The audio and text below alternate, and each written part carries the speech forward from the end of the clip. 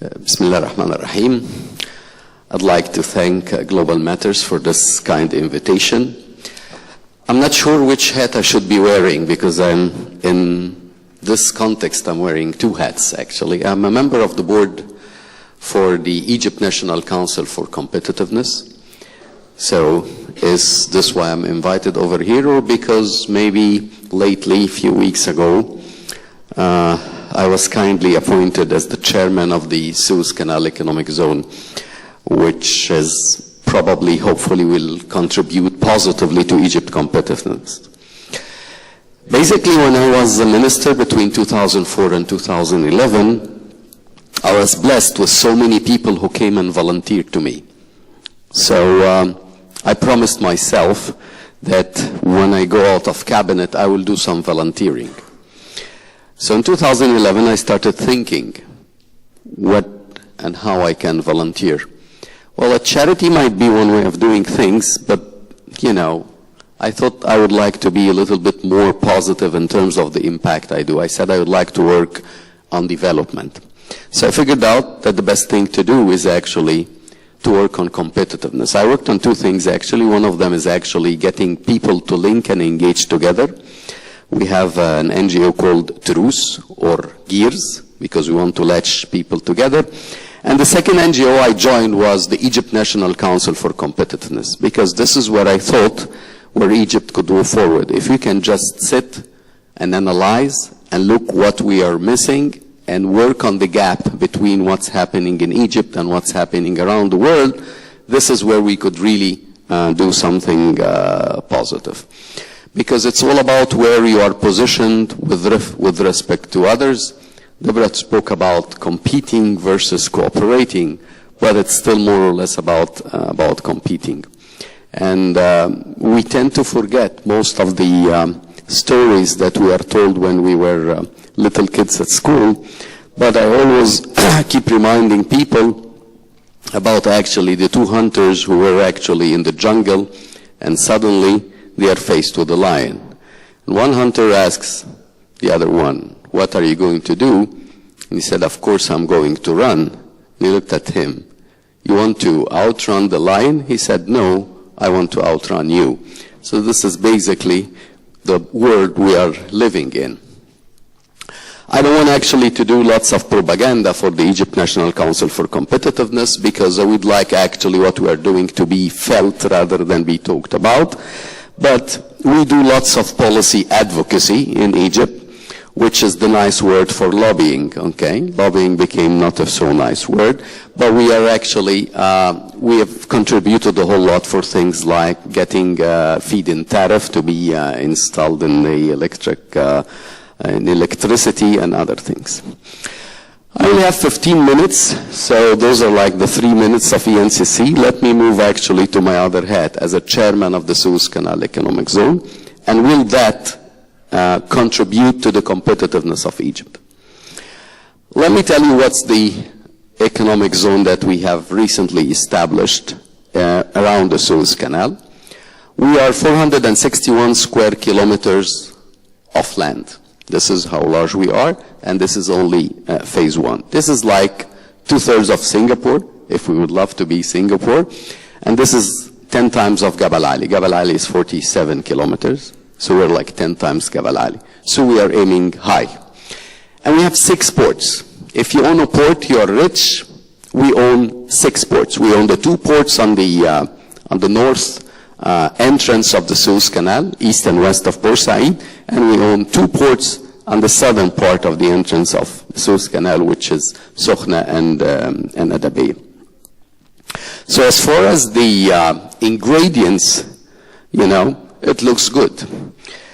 Why is this actually relevant in terms of the competitiveness? Because when I met Mr. President, I said, you know, I would like to be a major player. You know, if you look at the map, we have like, you know, sort of a cluster over the east that says Shanghai, Hong Kong, and Shenzhen. A little bit to the south, you have Singapore. You move to the Middle East, you have Dubai and Gabal Ali. And then there is nothing there. and you go to Europe, you have Hamburg and Rotterdam, and then you have Panama. So we are situated actually in a position where we could be a major player. And those names are the names I would like to play with. If you are speaking about competitiveness over here, these are the ones I would like to play in. I would like to play in the league of Real Madrid and Barcelona. I'm not intended to play with the local players. This is what I want to do in terms of football, because Egyptians like football a lot. So are we set to do that? The answer is yes. It's not only about position. If we tend to think about what's the competitiveness or the ingredients of competitiveness for special economic zone, one of them is actually the location, but the location is nothing if it does not have the connectivity. You see, if we like, so I could be located. We have been located in a very, always people speak in Egypt about the intelligence of the location, عبقرية المكان. But we have not been actually linking, utilizing this location. So the question is, do we have the right ports, the right rail, the right airports? Start doing the connectivity so that the location becomes relevant. This is one thing. And then the infrastructure is number two. People who are coming to locate wherever in investors, if you really want, it goes without talking. Nobody talks about electricity, water, and water treatment and the underlying fiber optics for communications. It goes beyond that. And this is what we are trying to do actually in Eastern Port. We're working now on what you call a smart zone. We are not targeting the classic infrastructure of 2000. I'm not even trying to contract someone who will give me the state of the art of 2015-16. I'm looking for a consultant who will lay on infrastructure of the 2030. I'm looking for an infrastructure that looks like science fiction movies in terms how we control it and how to do it. This is what we're looking. I'm looking for things like who would ever locate over there. We get an IT as a service. He will plug and play. I'm not looking for the classic way of doing things. The second thing you might look at after the infrastructure is actually the ease of doing business. And I guess most of the competitiveness report, whether it's from the Forum or from the World Bank, they always look at the ease of doing business. And this is, for those who know my background, this is my arena. I'm not talking, when I'm talking to my people, to my team, we're not talking about simplifying things. We're talking about canceling things that need not to be done. So we will give a truly new experience actually for those who were dealing with us. We have a board who is very actually active. The board is very courageous, and we're taking decisions that has never been taken before in terms. We have in order not to delay things, on our last board meeting, we have awarded a piece of land that we don't have a price for yet.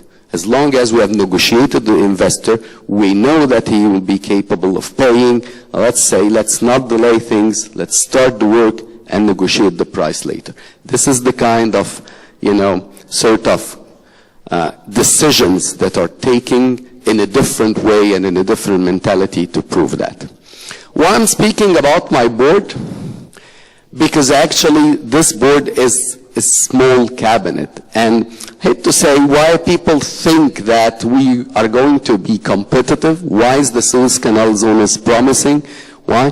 Because we don't belong to the cabinet. It should not be said in that not very nice way, but actually Article 13 of the law says that the board of directors of this zone has all the authorities that are invested in the law for ministers, governors, and chairmen of authorities. So when we are taking a decision, we don't need to go back in our decisions to any of the ministries in Egypt.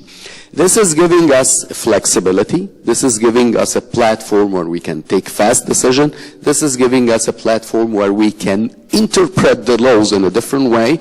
This is giving us the flexibility of having our own work cycles in a different way. We have our own commercial registry. We have our own power of attorney offices. We can have our own dispute resolutions and arbitration center.